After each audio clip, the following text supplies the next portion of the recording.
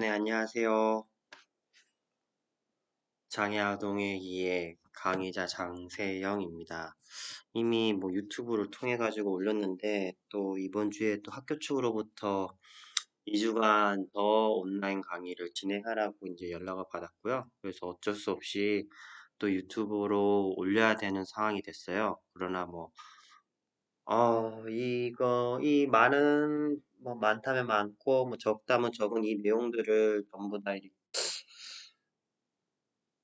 자꾸 이런 식으로 운영하고 있음에 대해서 뭐 준비하는 저도 그렇고 이제 수강하는 여러분들도 아마 좀 많이 이제 혼란이 되고 이런 일이 그동안이 없었는데 생기게 돼가지고 뭐 어떻게 표현을 할 수가 없네요. 그리고 첫 번째 주랑 두 번째 주 전부 다 어, 유튜브로 이제 세 개의 비디오 클립을 해가지고 다 올리고 아마 여러분들이 아마 보셨을 거라고 생각되고 합니다. 그런데 또 학교 측으로서도 좀 이제 좀 지침이 내려왔어요. 어느 정도 이제 과제나 뭐 토론을 할 수 있게끔 어떤 다른 뭐 이렇게 조치를 취해야 된다라고 해서 그 부분에 대해서 얘기가 나와서 조금 고민하고 있는데 먼저 일단은 첫 번째 주에 대한 것부터 먼저 얘기를 할게요. 첫 번째 주 우리가 이제 특수교육에 대해서 전반적으로 이제 간략하게 얘기만 하고 있었는데 리플렉션 페이퍼라는 거가 있습니다. 아마 첫 번째 주에서 간략하게 얘기했는데 원래 제가 강의를 하게 되면 그 주에 강의에 대한 내용에 대한 게 아니라 그 강의를 듣고 제가 느낀 점에 대해서 원래 한 장 정도의 A4용지 한 장 정도의 리프레션 페이퍼를 쓰게 했었어요. 지난 학기에. 근데 이게 그냥 수업 중에 있었던 게 아니라 정말 내가 느꼈던 거. 이게 짧든 길든 어쨌든 간에 한 장을 넘어가지 않는 범위 내에서 뭐 글자 크기야 뭐 10이든 12든 뭐 크게든 상관없지만 자기가 정말 느꼈던 거, 그냥 새로 배웠던 거 이런 거를 원래 쓰는 걸 했었는데 그거를 해보는 거는 그냥 강의 내용이 이랬다, 뭐 저랬다, 이거는 저한테 큰 의미는 없어요. 어차피 제가 얘기했던 거를 다시 읽는 것은 의미는 없고, 이제 수강하는 이제 선생님들이 듣고, 이제 장애나 특수교육에 대해서 다시 한 번 더, 또는 제가 몰랐던 거, 이런 거랑 과거에 내가 경험을 했던 거, 또는 궁금한 점을 이렇게 쓰기를 원했어요. 그리고 또 읽어보고, 제가 혹시 답해줄 수 있거나, 아니면 필요하다 하는 부분에 대해서 또 이제 그 다음 시간에 이렇게 얘기를 하고 했었는데, 그런 부분들이 좀 있었으면 하지만 지금 저희가 면대면으로 하는 게 아니라 비대면으로 하다 보니 좀 부족한 부분이 없지 않아 있고요. 그래서 첫 번째 시간에 대해서 제가 과제는 올릴 거예요. 그러나 이제 과제 기간을 좀 길게 해놓을 테니까 언제든지 그거는 기간 내에 올려만 주시면 될 거고, 그러면 지금 대부분의 수강하는 선생님들이 응용행동 분석 학과로 지금 제가 알고 있어요. 그러면 첫 번째 시간에 대한 거는 응용행동 분석학과, 그러니까 이 전공을 선택하고 공부를 하게 된 계기들이 아마 있을 거예요. 각자 가지는 뭐 계기들은 제가 정확하게 모르겠지만 아마 제가 그거를 좀 보고 이해를 할 수 있게끔 A4 용지 한쪽으로 길게 꼭 거기에서 쓰셔서 뭐 채우시는 분 채우고 뭐 절반만 쓰는 분들도 뭐 저는 상관은 없어요. 일단 그냥 그런 식으로 해서 뭐 그냥 과제다라고 했을 때 어느 정도 충족할 수 있는 수준에서만 너무 자세하기도 많고 너무 뭐 굉장히 어렵게 생각하지도 않고 그냥 솔직하게 써주시면 될 것 같아요. 그래서 제가 그거를 이번 주 내로 그 과제를 목록으로 올리고 여러분들이 그냥 가볍게 편안하게 이렇게 하면 되는 걸로 하고요. 두 번째 주에 대한 거는 아마 두 번째 주까지 처음부터 그 첫 번째 PPT 자료로 드렸던 부분이 아마 여러분들이 다 봤었다고 생각을 하고 거기에 대해서 물론 뭐 강의를 들을 수도 있겠다고 믿겠지만 그냥 특수교육이 뭐였나 한번 생각해 보는 거. 내가 아는 특수교육, 내가 아는 장애인, 그리고 궁금한 거 이런 걸 좀 자유롭게 썼으면 좋겠습니다. 그래서 그 부분에 대한 것도 하면 좋겠고요. 그래서 일단은 온라인으로 하지만 어느 정도 과제라고 하기에는 뭐 할 수도 있고, 하지만 뭔가 레포트 형식으로 약간의 그런 것들을 해주는 게 아마 학교 측에서 요구하는 부분이 있어서 그 부분을 하는데, 그 부분에 대한 평가는 저는 뭐 점수적으로 매기지 않고 다 냈다는 걸로 하고 싶으니까 어떻게 해서든 짧게라도 그 부분을 해서 주시면 좋겠고요.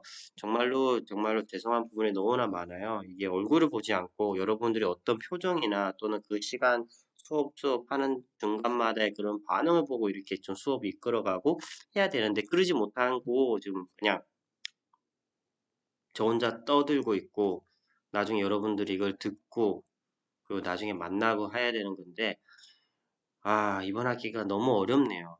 예, 강의를 하는 저 입장도 그렇고 수강하는 여러분들도 지금 많은 혼란이 있을 거라고 생각되는 부분이 있기 때문에 이 부분을 한 번 더 말씀을 드리고요. 그리고 아까 말했던 리프레션 페이퍼 아주 가볍게 A4 용지로 그렇게 해주시는 거는 제가 공지사항에 또는 뭐 전체 이메일이나 문자 그리고 아니면 과 대표를 통해 가지고 다시 한 번 더 전달을 할 테니까 그 부분에 대해서 이제 보시고 업로드는 시간을 길게 해놓을게요. 그래서 업로드를 꼭 해주세요.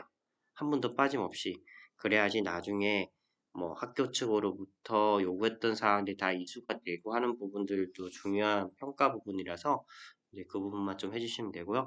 오늘은 통합교육의 이해라는 부분에서 이렇게 6가지 통합교육의 정의, 역사적 배경, 단계 분류, 효과, 최근 이슈와 과제, 그리고 월드와 지원 이렇게 할 겁니다. 솔직히 뭐 긴 시간을 할애는 못하고 또 업로드를 해서 하는 부분이라 그냥 가볍게 일단 듣고 나중에 만났을 때 이 부분을 한 번 또 다시 또 이렇게 중요한 부분에 대해서 얘기를 하겠습니다. 그러니까 일단 먼저 시작을 할게요.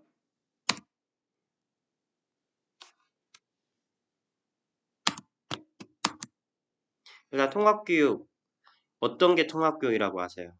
한동안 우리나라에서도 또는 이제 특수교육 전반에서 통합교육이라는 얘기를 굉장히 많이 했었어요. 아마 여러분들이 생각하는 통합교육은 비장애 학생과 장애 학생들이 같이 수업을 듣는 거를 보통 통합교육이라고 아마 얘기를 할 겁니다. 그렇지만 통합교육에도 여러 가지 단계들이 있었어요. 지난 시간에 얘기를 했었는데 최소 제한 환경이라는 게 있었죠. 혹시 기억하시는지 모르겠지만 최소 제한하는 부분들을 최소화하는 것을 말합니다. 그래서 가장 추구하는 목표, 지향하는 방향은 통합교육, 비장애 학생과 장애 학생이 같은 교육적 환경에서 받는 것을 얘기를 하는 거죠. 그 위에 있는 것처럼 장애 학생과 비장애 학생이 함께 생활하고 배움으로써 서로를 이해하고 상호협력하여 공동체 의식을 함양하고자 하는 교육적 환경을 얘기를 합니다. 당연히 이제 통합교육에 반대되는 것은 분리교육인 거죠. 그래서 완벽하게 분리되는 거, 뭐 그것도 단계별로 지난 시간에 좀 이렇게 얘기를 했는데 어떤 부분에서는 뭐 수업은 교과 수업만 떨어지고 비교과 수업은 같이 하는, 또는 뭐 사회적 통합 수준만 하는, 그리고 완전히 분리가 되는 여러 가지 단계들이 있어요. 그 부분에 대해서는 한 번 더 얘기를 할 거니까 그 부분은 또 하고요. 여기 밑에 있는 유튜브 주소가 있는데 제가 PPT를 올릴 때 이 주소에 나오는 영상을 한번 봤으면 좋겠어요. 이게 굉장히 그래도 의미가 있고 지향하는 바예요. 저희 특수교육에서 지향하는 바. 하지만 굉장히 어렵고 쉽지 않은 부분이 있어요. 일단은 뭐 위의 내용에 먼저 얘기를 하면 과거에는 통합교육이 장애 학생과 비장애 학생에 대해서 선분리 후 통합이라는 주류화 또는 결합이라는 의미가 있었지만 오늘날에서는 성통합 후 필요에 따른 분리라는 포함이라는 의미가 더 강조되었다라고 할 수 있어요. 그러니까 옛날에는 먼저 분리를 했었어요.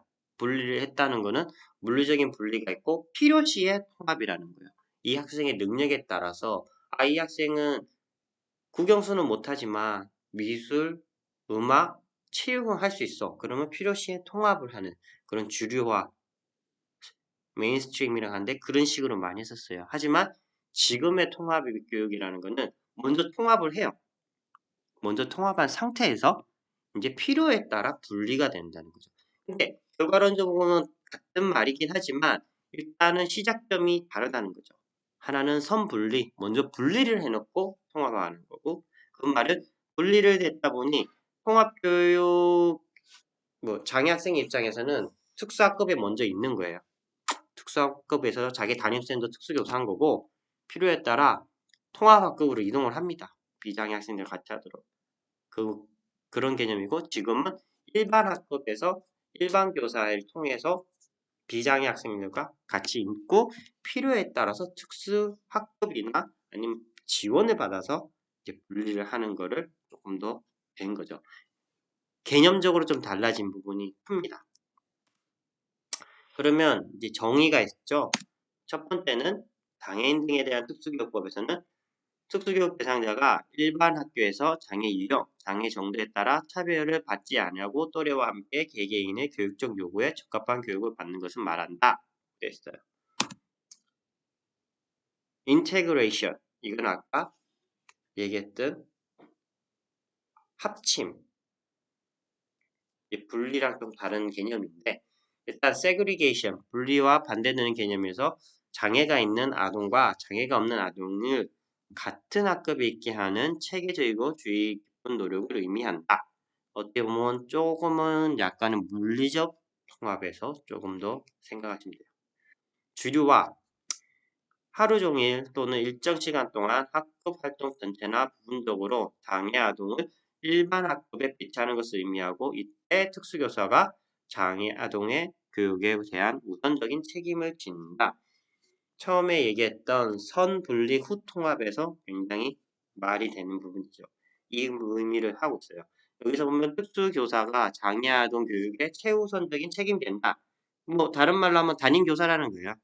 그래서 특수학급에 있다가 체육 시간 또는 미술 시간, 아니면 얘가 수학을 잘해, 그럼 수학 시간에 일반 학급에 배치를 해서 비장애 학생들과 같이 수업을 듣고 하는 거죠. 하지만 그 아이를 담당하는 것은 특수교사라는 거죠. 역통합, Reverse the Mainstream은 장애 아동을 위해 학급에 일반 아동을 배치하는 것을 말한 건데, 그러니까 장애 아동에 있는 특수학급에 일반 아동의 학급 학생들이 이동을 하는 거죠. 물리적인 환경에서 특수학급에 아동이 있으면 일반 학급의 비장애 학생들이 그쪽으로 이동해서 같이 활동을 하는 거예요. 그거를 역통합이라고 얘기를 합니다. Inclusion, 저희가 진짜 말하는 이제 통합이라고 하는데, 일단 포함이라고 이제 표현을 좀 하면, 장애 아동이 일반 학급 프로그램에서 진정한 구성이 되는 것으로 세 가지 조건을 포함을 합니다. 장애가 없었으면 다녔을 학교에서 교육을 받고, 학교와 학급의 배치가 연령 및 학년에 적절해야 되고, 일반 학급 내에서 특수교육 지원이 이루어진다. 굉장히 이상적이지 않나요? 첫 번째 말은 장애가 없었으면 다녔을 학교에서 교육을 받는다라는 것은, 보통 아동들이 학교를 배정을 받고 하면 자기 주소지를 근거로 해서 집에서 가까운 학교를 배정받죠.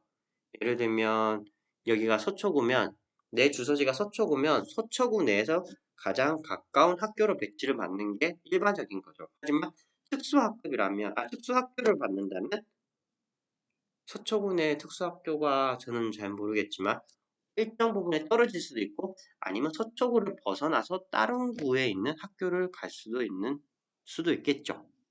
하지만 첫 번째 조건에서 장애가 없을 시 다니는, 그러니까 일반 학급을 먼저 얘기를 합니다. 그리고 두 번째, 학교와 학급의 배치가 연령 및 학년에 적절해야 한다. 그거는 이제 학교, 그리고 내가 학급에서 배치가 받을 때 내가 3학년이면 3학년에 대한 3학년 친구들이 있는 10살인가요? 그렇게 되면 그럼 10살 가량의 3학년 친구들에게 같이 수업을 받는 거고, 일반 학급 내에서도 특수교육 지원이 이루어진다. 만약에 장애 아동이 시각장애가 있어요. 근데 이 아동이 시각장애 혹시 두 종류 기억하나요? 전맹과 저시력이 있어요. 전맹은 완벽하게 보이지 않는 친구들을 얘기를 하는 거고, 저시력은 보이긴 하지만 확대기나 어떤 기구의 도움을 받아서 이제 책을 읽을 수 있죠. 예를 들어 전맹인 친구가 있어요. 그럼 전맹인 친구가 수업을 받기 위해서는 아마 문자가 아니지. 점자로 된 책이 필요하겠죠. 교과서가 점자로 돼야지 그 학생은 아마 수업의 탐리에 따라올 수 있고 하는 부분이 있겠죠. 그러면 일반 학급 내에서 점자책이 그 학생을 위해서 만들어져서 지원을 해야 된다는 거예요. 그게 우리가 말하는 인클루션입니다. 근데 생각보다 이거는 굉장히 어려운 부분들이 있죠. 마지막으로는 full inclusion. 이 개념은 그냥 장애가 있든 없든 모든 아동들이 자기 집에 가까운 학교에서 하루 종일 일반 학급에서 비장애 학생과 교육받는 걸 해요. 그리고 일반 교사가 장애 아동에 대해서 우선적인 책임을 진다고 하는 것은 말 그대로 일반 교사가 이 장애 학생의 담임까지 포함을 해서 다 책임을 진다는 거예요. 그 위에 있는 세 가지 조건들 있죠. 특히 세 번째 거, 특수교육 지원이 이루어지는 것까지 다 포함이 된다는 거예요. 정말 이런 꿈 같은 개념이고 이제 이런 것들이죠. 그래서 미국의 경우에는 뉴욕주에서는 일반 교사들도 특수교육에 어느 정도 많은 수업을 받는다고 하더라고요. 그래서 만약에 자기네 학급에 특수학급이라는 환경에서 이제 장애 학생이 왔을 때 어느 정도 대처를 하고 그런 사전적인 지식이나 어느 정도 함량을 할 수 있도록 수업을 굉장히 많이 받고 커리큘럼이 짜여 있다고 해요. 근데 우리나라 같은 경우는 교사가 되기 위해서는 사범대를 가거나 아니면 교대를 가서 교사가 될 텐데 자기가 뭐 수학이면 수학, 뭐 교대 같은 거는 뭐 초등학생 교육과정 관련된 걸 다 배우겠죠. 그리고 특수화 교육학 개론 정도만 소화를 합니다. 물론 사범대도 그렇고요. 뭐 특수교육학 개론을 이수를 해야지만 이제 교사 자격증이 나오기 때문에 딱 그 수준만 해요. 어떻게 보면 그냥 굉장히 기본적인 거. 여러분이 지금 듣는 이 수업, 장애 아동의 이해처럼 이 정도 수준에서 수업을 듣고 나중에 아동을 만나니 당연히